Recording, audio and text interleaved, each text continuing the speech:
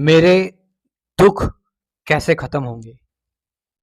मुझे मतलब नहीं है कि बाइबल में क्या बता रहे हैं जीसस, मुझे मतलब नहीं है कुरान में मोहम्मद क्या बता रहे हैं, मुझे मतलब नहीं है गीता में श्री कृष्ण क्या कह रहे हैं, क्या बता रहे हैं। मैं सब कुछ देख चुका हूँ। मुझे मतलब नहीं है क्या कृष्णमूर्ति ने कहा, क्या ओशो ने कहा। ये करते करते मैं थक चुका हूँ। मैं थक चुका हूँ यहाँ की वहाँ की चीज़ें अटेंड करते करते। मुझे मेरे को प्रैक्टिकल मेथड बताओ कि मेरे दुख कैसे खत्म होंगे। किसी के साथ कोई दुर्घटना हुई हो, कोई परेशान हो, कोई दिक्कत में हो, उस दौरान तुम उसको क्या कहोगे? उस दौरान तुम उसको ये कहोगे कि तुम गीता का श्लोक सुनाओगे, या फिर तुम ये कहोगे कि ओशो ये कहते थे, कृष्णमूर्ति ये कहते थे, या फिर तुम ये कहोगे कि स्वामी विवेकानंद ने कहा है कि उठो जागो। ये फिलॉसफी उस टाइम काम नहीं आएगी। एक व्यक्ति है, उसका उसके पुत्र की मृत्यु हो गई है, उसके पुत्र की डेथ हुई है। हम उसको ये फिलॉसफी नहीं समझाएंगे उस दौरान। उसका दुख कैसे खत्म होगा? कई तरह के दुख हो सकते हैं, कई तरह की परेशानियां हो सकती हैं। मुझे बता दो कि मेरा जो दुख है, मेरी जो परेशानी, मेरी जो चिंता है, मुझे उससे मतलब है। मुझे मुझे वो ख़त्म करना है। मैं तंग आ चुका हूँ कंटेंट से, दुनिया भर का कंटेंट। मैं तंग आ चुका हूँ इन चीज़ों से। मैं परेशान हूँ। मुझे उस दौरान टेम्परेरी रिलीफ तो मिल जाता है, लेकिन एक्चुअल में, सही में मेरे दुखों का अंत कब होगा? मैं कब तक ऐसे भटकता रहूँगा, इधर जाऊँगा, उधर जाऊँगा? मुझे मेरे दुखों का अंत चाहिए अभी इस वक़्त। कैसे होगा मेरे दुखों का अंत? क्या है तरीका मेरे दुखों के अंत का? मुझे परेशानी है, मुझे दिक्कत है। दुःख से अंत का, दुखों से अंत करने का कोई तरीका हो ही नहीं सकता पहली बात तो। ये जितने भी तरीके हम देखते हैं, चाहे वो हम किसी से कह दें कि तुम यज्ञ कर लो, या हम किसी से कह दें कि तुम इस मंत्र का जप कर लो, दुःख कभी खत्म होते ही नहीं है यार। सफरिंग इज़ वेरी पर्सनल, और जिसको दुःख हो रहा है सिर्फ़ वही जानता है कि उसको क्या परेशानी है, उसको क्या दिक्कत है। उसके अलावा कोई नहीं महसूस कर सकता। तुम्हें इस वक़्त जो दुःख हो रहा है, वो तुम्हारे अलावा कोई महसूस नहीं कर सकता। तुम्हारी बॉडी में क्या पेन हो रहा है, तुम किस चीज़ से सामना कर रहे हो, किस चीज़ से गुज़र रहे हो, तुम्हें क्या इमोशनल पेन हो रहा है, तुम्हारे अंदर क्या भावनाएँ आ रही हैं, तुम्हें डर लग रहा है या गुस्सा आ रहा है, तुम्हें पश्चाताप हो रहा है किसी चीज़ का, ये तुम्हारे अलावा कोई नहीं जानता। तो फिर जब जो दर्द तुम्हें हो रहा है, वो तुम्हारे अलावा कोई दूसरा महसूस नहीं कर सकता, सिर्फ़ तुम ही महसूस कर सकते हो। तो उस दुःख को भी अंत सिर्फ़ तुम ही कर सकते हो। लेकिन बात यहाँ पर आती है, क्या करें फिर? क्या तरीका है? जैसे आपसे कहा गया कि आपके सामने कोई दुःख आया, आप किसी को प्यार करते थे, उसकी डेथ हो गई, या फिर आपके साथ कुछ लॉस हो गया, आपके अंदर बवाल मचा हुआ है, आपके अंदर हलचल मची हुई है, आपके अंदर इमोशंस भाग रहे हैं, आपके अंदर इनसिक्योरिटी है, डर है। क्या ये जो सब कुछ जो आपके अंदर आ रहा है, क्या आप इसके साथ थोड़ी देर तक रह सकते हैं?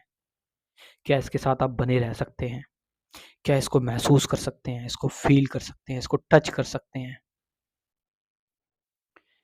क्या आप अब इसका मतलब ये नहीं कि जैसे ही आपके अंदर दुःख आया, आपने कहा, "अरे! मेरे अंदर दुःख आ रहा है", तो आप जो चीज़ आ रही है उससे दूर चले गए हैं। सबसे इम्पोर्टेंट चीज़ है जो इस टाइम आपके साथ चल रहा है, आपके अंदर, उसको देखना जैसा कि वो जैसा तुम्हारे साथ है, बिना किसी थ्योरी के, बिना कोई चीज़ लेकर आए। उस चीज़ को छेड़ना नहीं है। जो भी तुम्हारे अंदर क्रोध जग रहा है, जो भी तुम्हारे अंदर डर लग रहा है, जो भी तुम्हारे अंदर पश्चाताप हो रहा है, उस चीज़ को आने दो, निकलने दो, उफनने दो और उसको देखते रहो बस खाली।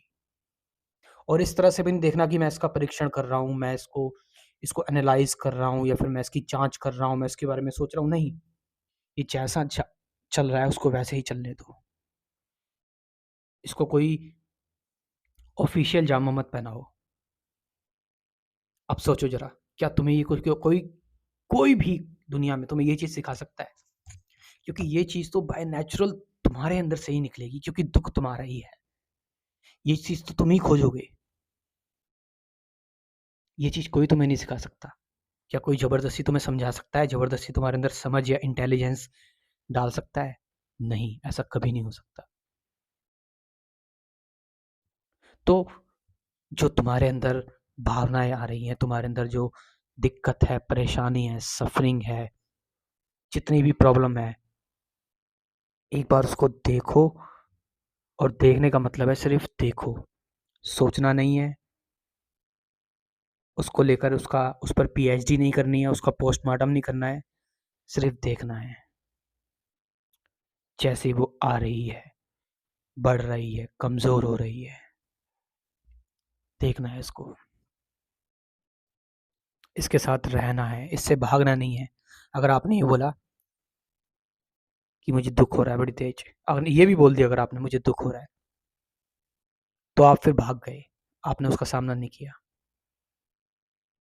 आपको उसके साथ रहना है, उसको फेस करना है, उसका मुकाबला करना है आपको। उस मोमेंट घटती है क्रांति। और ये चीज़ क्या आपको कोई सिखा सकता है? कोई नहीं सिखा सकता ये आपको। इसके नज़दीक भी कोई नहीं लेके आ सकता आपको। ये तो आपको ही खोजना पड़ेगा, आपको ही देखना पड़ेगा। जिस तरह से दुःख आपको आ रहा है, आपके अलावा वो कोई फ़ील नहीं कर सकता, सिर्फ़ आपको ही महसूस हो रहा है। तो समस्या तुम्हारे पास है, सॉल्यूशन भी तुम्हारे पास है। किसी प्रार्थना को तुम बोल दो, समस्या का समाधान नहीं है उस प्रार्थना के पास। जस्ट जैसा उफ़ान तुम्हारे अंदर आ रहा है, उस उफ़ान को आने दो। उसके साथ रहो, उसको बहने दो, उसको देखो, उसको गले से लगा लो। बस, बस समझ गए तुम उस चीज़ को जो तुम्हारे साथ हो रहा है। और जैसे ही तुम किसी चीज़ को समझ जाते हो, जैसे ही तुमने पूरी फ़िल्म देख ली, पूरी पिक्चर देख ली, क्या तुम दोबारा उस पिक्चर को देखना चाहोगे? नहीं, तुम बोर हो चुके हो उस चीज़ से। और थोड़ी बहुत अगर मेरी मदद लेना चाहो, तो मैं थोड़ी-सी छोटी-सी कोशिश ये कर सकता हूँ कि मैंने एक कंप्लीट स्पिरिचुअलिटी प्रोग्राम लॉन्च किया हुआ है, जिसमें आपको आपका ज़िंदगी भर का हमने साथ निभाने का वादा किया है। यानी आपका हाथ पकड़ लिया हमेशा के लिए। कैसे? पहले 10 से 12 वीडियोज़ दी जाएँगी, 10 नहीं सॉरी 12 वीडियोज़ दी जाएँगी कांसेप्ट क्लियर करने के लिए।